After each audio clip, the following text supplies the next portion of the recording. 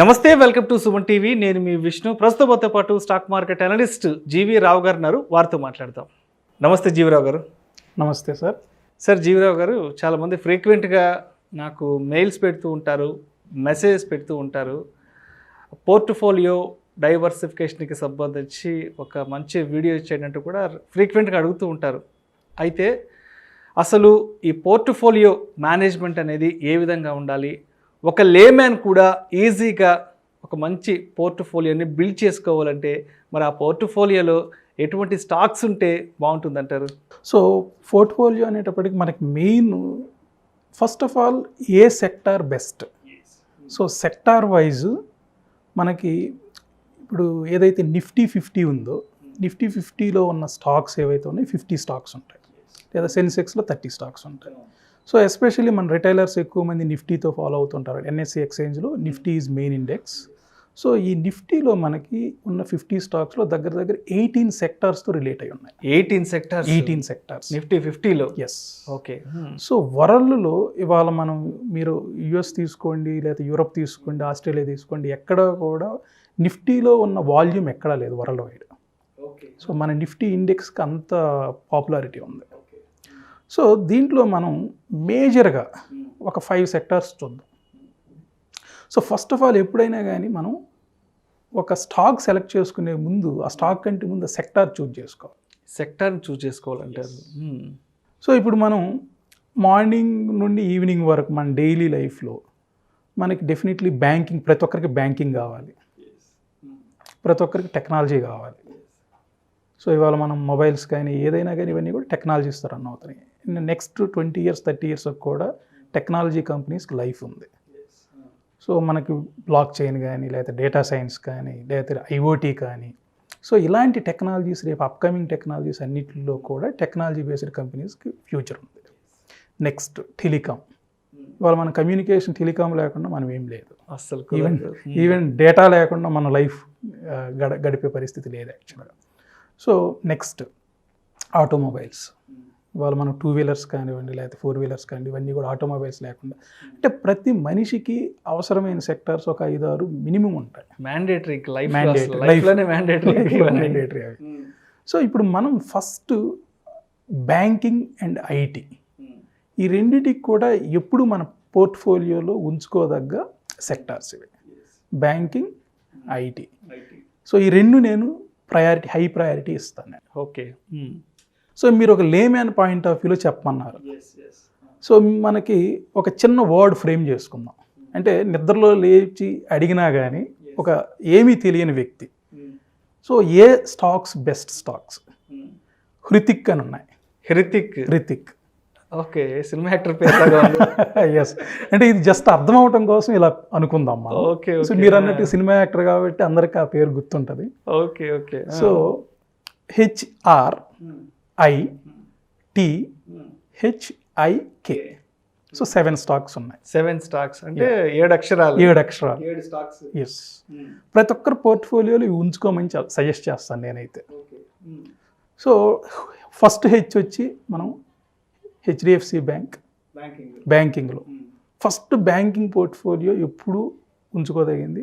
And especially ఈరోజు మనం stock market చూస్తే నిఫ్టీ మనకు ఆల్మోస్ట్ ఆల్ 18,600 నుండి ఈ రోజులో అరౌండ్ 18,080. అంటే just Monday, Tuesday, Wednesday, Thursday ఈ 3 రోజుల్లో మనకి దగ్గర more than 520 points Nifty follow అయింది. ఓకే. కానీ బ్యాంక్స్ చూస్తే ఈరోజు ఆల్ టైమ్ హై పైన క్లోజ్ అయింది.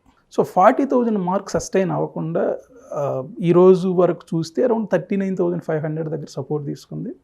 ఈరోజు లాస్ట్ 1 అవర్లో ఆల్మోస్ట్ ఆల్ 1000 పాయింట్స్ గెయిన్ అయింది బ్యాంక్ నిఫ్టీ ఇండెక్స్. సో మనకి బ్యాంక్ నిఫ్టీ ఇండెక్స్లో మేజర్గా చూస్తే ఒక 5 స్టాక్స్ ఇన్వాల్వ్మెంట్ ఉంటుంది. నంబర్ 1 ఫస్ట్ నిఫ్టీలో కానీ బ్యాంక్ నిఫ్టీలో కానీ ఫస్ట్ హైయెస్ట్ వెయిటేజ్ వచ్చి HDFC bank. Okay. Second ICICI bank, third Kotak Mahindra bank, fourth axis bank, fifth SBI. ప్రతి లేమ్యాన్కి ఈ 5 బ్యాంక్స్తో ఎక్కడికి పోయినా ఈ బోర్డ్స్ కనిపిస్తూనే ఉంటాయి. రోడ్డు మీద ట్రావెల్ చేసేటప్పుడు ఎక్కడ చూసినా ఏటీఎంస్ కానీ బ్యాంకులు కానీ కనిపిస్తూనే ఉంటాయి. ఎస్. సో మనం అనుకున్న ఈ హృతిక్లో ఫస్ట్ హెచ్ వచ్చి హెచ్డిఎఫ్సి బ్యాంక్. నెక్స్ట్ ఆర్ చూద్దాం. R Reliance. R Reliance. So Reliance ఇప్పుడు మనకి కమ్యూనికేషన్ పరంగా కానీ లేదా ఎనర్జీ పరంగా కానీ ఆయిల్ రేట్స్ పెరిగినా కానీ, ఎందుకంటే ఇది oil exploration company. So oil rates ఇవాళ మనం చూస్తే రేపు నెక్స్ట్ 2-3 మంత్స్లో వింటర్ మొదలైతే వరల్డ్ వైడ్ సో గ్యాసెస్ కానీ ఇవన్నీ కూడా షార్టేజ్ ఉంటాయి. సో ఇప్పుడంటే ఈరోజు ఆల్మోస్ట్ 3% డౌన్ అయింది. సో అది ప్రాఫిట్ బుకింగ్స్, ఎందుకంటే రేపు సాటర్డే రిలయన్స్ రిజల్ట్స్ ఉన్నాయి. సో కొంత ప్రాఫిట్ బుకింగ్ జరిగింది. బట్ రిలయన్స్ ప్రతి ఒక్కరి దగ్గర పోర్ట్ఫోలియో ఉంచుకోదగిన స్టాక్. రిలయన్స్ ఖచ్చితంగా మెయింటైన్ చేయాల్సింది పోర్ట్ఫోలియోలో, ఎందుకంటే ఇక్కడ 2 సెక్టార్స్ ఇన్వాల్వ్ అయ్యింది. జియో కమ్యూనికేషన్ గురించి, టెలికామ్ సెక్టార్ ఉంది, నెక్స్ట్ ఎనర్జీ ఉంది. సో ఎనర్జీ డెఫినెట్లీ మంచి డిమాండ్ ఉంది. అండ్ ఆఫ్టర్ దిస్ కోవిడ్ ఇంకా ఇండస్ట్రీస్ పరంగా కానీ దేని పరంగా కానీ మంచి డిమాండ్ రాబోతుంది. నెక్స్ట్ హెచ్ఆర్ అయిపోయింది. ఐ వచ్చి ఇక్కడ ఐసిఐసిఐ బ్యాంక్. సో ఇందాక మనం ఏమనుకున్నాం, HDFC bank, ICICI bank. Even priority wise కూడా first HDFC bank, next ICICI bank. Weightage wise చూసినా కూడా రైట్. నిఫ్టీలో నిఫ్టీలో హైయెస్ట్ వెయిటేజ్ ఉన్న banks HDFC bank, ICICI. Ranking పరంగా ఇవాళ మనకి నిఫ్టీ 18,500కి ఇలా ర్యాలీ అవుతుందంటే డెఫినెట్లీ వాటిల్లో ఈ 2 HDFC bank, ICICI bank involvement ఉంది, కీలకమైన పాత్ర పోషిస్తుంటాయి. ఎస్. సో ఇప్పుడు బ్యాంకింగ్లో 2 చూసాం, కమ్యూనికేషన్లో ప్లస్ ఎనర్జీలో రిలయన్స్ చూస్ చేసుకున్నాం, 3 కౌంటర్లు. So HDFC bank, Reliance, ICICI bank. Next HRI. T is for TCS, IT sector. Right. So ఇందాక మనం అనుకున్నాం బ్యాంకింగ్ అండ్ ఐటీ. మీరు నెక్స్ట్ ఎంత లైఫ్ ఉందో అంత లైఫ్ ఉందో. మనిషి ఉన్నంతకాలం టెక్నాలజీ కావాలి. సో చిన్న క్లూ ఇస్తాను సార్ మీకు. బై 2025 ప్రతి మొబైల్కి నియర్లీ 25 ఎలక్ట్రానిక్ డివైజెస్ కనెక్ట్ అవుతాయి. సెల్ ఫోన్కి. రేపు మీ ఇంట్లో ఇప్పుడున్న ఫ్రిడ్జ్ స్మార్ట్ ఫ్రిడ్జ్ అవుతుంది, మీ ఫ్యాన్ స్మార్ట్ ఫ్యాన్ అవుతుంది, మీ ట్యూబ్లైట్ స్మార్ట్ ట్యూబ్లైట్ అవుతుంది. ఈ ఎలక్ట్రానిక్ డివైజెస్ అన్నీ కూడా మీ వాషింగ్ మెషిన్ మొత్తం ఫోన్ నుండే వస్తుంది సార్. సో నీడ్ అలా క్రియేట్ అవ్వబోతుంది. ఫస్ట్ టైం ఇండియాలో మీరు చూస్తే జియో మీరు మాట్లాడిన దానికి మాకు మనీ పే చేయాల్సిన అవసరం లేదు, ఓన్లీ డేటాకి పే చేయండి అంటున్నారు. Calls free. వరల్డ్లో ఎక్కడా కూడా లేదండి. Only data. మీరు లాస్ట్ ఇయర్ 2019 రిలయన్స్ ఈ ఏజిఎంలో ముఖేష్ అంబానీ ఒక మాట అన్నారు, data is new oil. By 2030కి ఆయిల్ డిమాండ్ ఇదంతా కూడా తగ్గుతుంది, ఎందుకంటే మొత్తం కూడా ఎలక్ట్రానిక్ వెహికల్స్లోకి షిఫ్ట్ అవుతుంది. అవును. సో అప్పటికి డేటా వాల్యూ ఎలా ఉండబోతుందో మీరు ముందే ఊహించుకోండి. బై 2030కి రిలయన్స్కి డేటా ఫుల్ సపోర్ట్ అవ్వబోతుంది. ఓకే. సో ప్రతి మొబైల్కి 25 ఎలక్ట్రానిక్ డివైజెస్ కనెక్ట్ అవ్వబోతున్నాయి అంటే మీరు చూడండి. మీ ఇంట్లో ఫ్రిడ్జ్లో ఎగ్స్ అయిపోతే డైరెక్ట్గా మీ ఫ్రిడ్జ్ మీకు కమ్యూనికేట్ చేస్తుంది. సో ఇప్పుడు మనం 3 స్టాక్స్ చూసాం. టీసీఎస్ 4th స్టాక్ కూడా చూసాం. టెక్నాలజీలో 1, ఐటీలో బ్యాంకింగ్లో 2. టిహెచ్ఆర్ఐటి. టీ వరకు వచ్చాయి. Next HDFC. 2 హెచ్లో హెచ్డిఎఫ్సి. ఇది ఫినాన్స్కి సంబంధించింది. అండ్ మనకి ఏదైనా హౌస్ లోన్స్ కానీ వీటిల్లో హెచ్డిఎఫ్సికి మేజర్ రోల్ ఉంది. సో డెఫినెట్లీ హోమ్ లోన్స్ కానీ ఇవన్నీ కూడా భవిష్యత్తులో మంచి డిమాండ్ ఉన్నది. ఓకే. నెక్స్ట్ హెచ్ఆర్ఐటిహెచ్ఐ. వచ్చి ఇందాక ఐసిఐసిఐ బ్యాంక్ చెప్పుకున్నాం. నెక్స్ట్ ఇది ఇన్ఫోసిస్, ఐటీ సెక్టర్. సో ఇప్పటి వరకు ఐటీ సెక్టార్లో టీసీఎస్ చూసాం. నెక్స్ట్ ఇన్ఫోసిస్ చూస్తున్నాం. K is for Kotak Mahindra bank. Kotak Mahindra bank కూడా స్టాక్ పోర్ట్ఫోలియోలో ఉంచుకోదగ్గ స్టాక్, బ్యాంకింగ్ సెక్టర్ వైపు నుంచి. సో ఇప్పుడు మనం హృతిక్లో మేజర్గా finance, banking, IT, communication wise Reliance and energy. So ఈ 7 స్టాక్స్ని పోర్ట్ఫోలియోలో ఉంచుకోవచ్చని నేను సజెస్ట్ చేస్తాను. ఇంకా ఈ 7గా ఇంకేమన్నా 3 ఉన్నాయి, ఇంకొక 3 కూడా కావాలి అని అంటే L&T, next axis bank, ITC. ఈ 10 స్టాక్స్ పోర్ట్ఫోలియో ఉంచుకోవటం నేను ఎప్పుడు సజెస్ట్ చేస్తాను.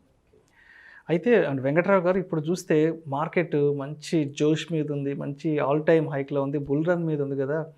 అంటే ఇప్పుడు మీరు చెప్పిన ఈ విషయాలన్నీ కూడా మనం మ్యూచువల్ ఫండ్స్ పాయింట్ ఆఫ్ వ్యూలో, ఎస్ఐపి పాయింట్ ఆఫ్ వ్యూలో ఏ విధంగా చూడొచ్చు అంటారు?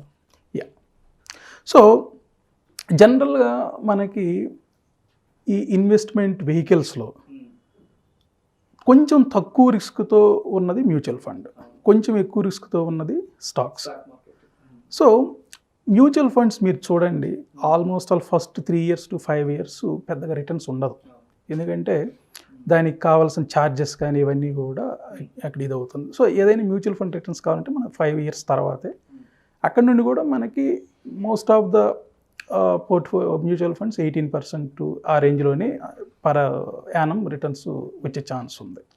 అదే మీరు ఇప్పుడు నేను చెప్పిన ఇండివిజువల్ స్టాక్స్ చూడండి, లాస్ట్ 5 years నుంచి ఇక్కడ మ్యూచువల్ ఫండ్స్లో సిప్ పెట్టుకునే బదులు ఇక్కడ స్టాక్స్లో ఒక్కొక్క స్టాకే కొనుక్కోండి. రిలయన్స్ ఉంది, ఐసిఐసిఐ బ్యాంక్ ఉంది, ఒక స్టాకే కొనుక్కోండి. ఎవ్రీ మంత్ ఒక స్టాకే కొనుక్కోండి, పోర్ట్ఫోలియోలు ఉంచుకోండి అవి. సో ఇక్కడ 2 అడ్వాంటేజెస్ ఉన్నాయి. నంబర్ 1, మనకి ఏదైతే ప్రైస్ ఫ్లక్చుయేషన్ ఉంటుందో దీనికి భయపడాల్సిన పని లేదు. మేబీ ఈరోజు ఒక పర్టికులర్ స్టాక్ 1000 దగ్గర ట్రేడ్ అవ్వచ్చు, నెక్స్ట్ మంత్లో అది 9000 దగ్గర ట్రేడ్ అవ్వచ్చు, ఆ పై మంత్లో 1100 దగ్గర ట్రేడ్ అవ్వచ్చు.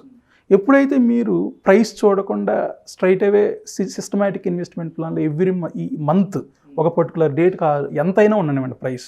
ఎందుకంటే ఇప్పుడు మనం మాట్లాడుకున్న 10 stocks fundamentally strong, technically strong.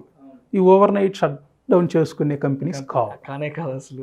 So నేనేమంటానంటే ఎప్పుడైనా వాల్యూమ్ కంటే నాకు 100 స్టాక్స్ వచ్చినాయా లేదా 2000 స్టాక్స్ వచ్చినాయి ఇది మ్యాటర్ కాదు. మంచి కంపెనీ ఒక్క స్టాక్ ఉన్నా చాలు, మీకు దాని రిజల్ట్స్ భవిష్యత్తులో ఒక 1 year 2 years 3 years తర్వాత చాలా అల్టిమేట్గా కనిపిస్తుంది. ఓకే, నెక్స్ట్ ఇంకొక పాయింట్ అడిగారు మీరు, ఆల్ టైమ్ హై నడుస్తుంది ఇప్పుడు, బుల్ రన్ ఉంది. సో మనం కోవిడ్ టైంలో నిఫ్టీ ఇండెక్స్ చూస్తే 7500 రీచ్ అయింది, ఎక్కడ నుండి 12500 నుండి, అంటే 5000 పాయింట్స్ మనకి కరెక్షన్ జరిగింది. మళ్ళా 2020 మార్చ్ ఏప్రిల్లో 7500 నుండి ఈ నెలలో 18600కి రీచ్ అయింది Nifty. 7500 to 18600, it's more than 11500 points. ఎటువంటి ఈవెన్ 5% కరెక్షన్ కూడా జరగలేదు కూడా. అవును, కరెక్షన్ జరగకుండా 7500 నుండి 18600 వరకు నాన్ స్టాప్ ర్యాలీ అనుకోవచ్చు. బహుశా నాకు తెలిసి 2007లో ఒకసారి ఇలాంటి రన్ చూసాం మనం, 2008 క్రైసిస్ ముందు సంక్షోభం మళ్ళీ ఇప్పుడు చూసాం యాక్చువల్గా. అంటే ఒక పెద్ద పాండమిక్ తర్వాత ఇంత ర్యాలీ చూసాం. అండ్ లాస్ట్ 3 daysలో ట్యూస్డే, వెన్స్డే, థర్స్డే ఈ 3 రోజుల్లో మనకి 18600 నుండి 18080 వరకు నిఫ్టీ వచ్చేసింది. అంటే దగ్గర 520 పాయింట్స్. దీనికి కరెక్షన్ అంటానికి కూడా లేదు, చిన్న ప్రాఫిట్ బుకింగ్ జరిగింది. సో ఈరోజు మీరు అడిగిన పాయింట్, ఇండెక్స్లు ఎప్పుడూ కూడా ఏ లెవెల్లో ఉన్నాయో చూడాల్సిన అవసరం లేదు, కరెక్షన్ కోసం చూడాల్సిన అవసరం లేదు. మీరు సిస్టమేటిక్గా ఇన్వెస్ట్మెంట్ చేసుకునే పని అయితే ఐటీ అండ్ బ్యాంకింగ్లో మీరు బ్లైండ్గా ఒక particular date, every month 5th, every month 10th బ్లైండ్గా ఇన్వెస్ట్ చేసుకుంటూ యాడ్ ఆన్ చేసుకుంటూ పోర్ట్ఫోలియో బిల్డ్ చేసుకుంటే బెటర్ అండి. Thank you so much Jeevarao గారు. ఒక లేమ్యాన్ కూడా స్టాక్ మార్కెట్ పాయింట్ ఆఫ్ వ్యూలో ఒక పోర్ట్ఫోలియోని ఏ విధంగా బిల్డ్ చేసుకోవచ్చు అనే విషయం గురించి మా ప్రేక్షకులకు చాలా డీటెయిల్గా తెలియజేశారు. Thank you so much sir. Thank you sir.